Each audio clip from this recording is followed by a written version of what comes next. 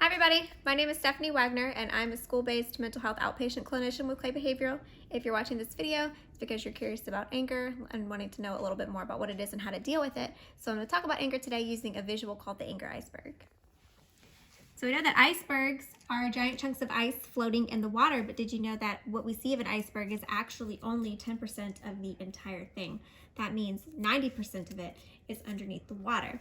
I'm sure at this point you're wondering, what does an iceberg have to do with anger? Well, anger is similar in that what we see as anger is only a small portion of what a person is really feeling. Anger is what we call a secondary emotion. That means that under anger, there are all these other different emotions going on called the primary emotions. Some examples of primary emotions are sadness, hurt. This can be physical hurt or mental hurt. Tired. Hungry. Yes, being hangry is a thing. Overwhelmed or stressed. Disappointed. You'll see this especially in young children. They have an expectation about something. It doesn't happen. They feel disappointed, so you'll see it come out as anger. Shame or guilt. Uncomfortable. Embarrassed. Frustrated. Annoyed. Disrespected. You'll see this in teenagers. Someone has said something negative about them or their family, and so they want to fight that other person. Fear. Worry or nervousness, or what we call anxiety. So if you look at anger as sort of a linear equation, you've got the thing that happens, what we call the trigger, and a trigger can be a situation, a person, a word, a place, or a thought. Thoughts are often really big triggers for a lot of different emotions that we experience, and you'll see it happen as anger.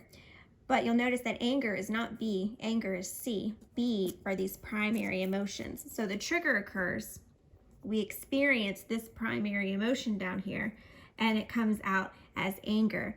The problem is people don't usually make the connection between all three of these. They think it literally goes from this one to this one, and that's just not how it works. So some things to remember about anger is that anger is a totally normal emotion. It is as normal as sadness, fear, happiness, disgust, things like that. So it's totally normal to be angry. Though it's not so much being angry that's the problem. It's what did you do with being angry that becomes the problem. Another thing to remember about anger, especially if you're dealing with young children, is kids don't know how to express negative emotion as anything but anger. Usually they don't have the ability to identify those other emotions, or if they're a little older, they fear identifying those other emotions because being angry is a lot less vulnerable than to be upfront about what it is that you're feeling. If you tell a certain person that you're feeling a certain way, it might leave you open to an attack. So anger is more like a shield that you put on. So now that we know a little bit more about anger, here are some tips on how to effectively cope with it, some anger management tools. Something you can use, stress balls are definitely a thing. So I have this little stress guy. My clients love him. You can get these kind of little stress balls. You can also make a stress ball. You get 2 balloons, cut them about right here, fill one with flour, rice, I use lentil beans, fill it up, use a funnel so you don't make too big of a mess. Tie it up at the top, take the other balloon, also cut it right underneath the lip of the balloon, stick the other balloon inside of the second balloon, tie it, and you have a little homemade stress ball. It's good to use at least 2 balloons, so if they break or rip, you don't have a really big mess going on. Another thing that you can use for anger management, bubbles. Adults, you can use bubbles too. Don't think they're just for children. Bubbles are good because it forces you to deep breathe and it gives the brain what it needs, oxygen, in order to calm the rest of the body down. Another effective anger management tool is the timeout. I know we think timeouts are childish or walking away from a situation is childish, but in reality it's good because it takes you out of those situations that are escalating you. So if you take your timeout with your little stress ball and come back and readdress the situation, you're usually much better at conflict resolution. Another thing you can do is to count to 20 or tell yourself a funny joke. Try and stop yourself at the boiling point. It's good to be able to recognize your anger cues.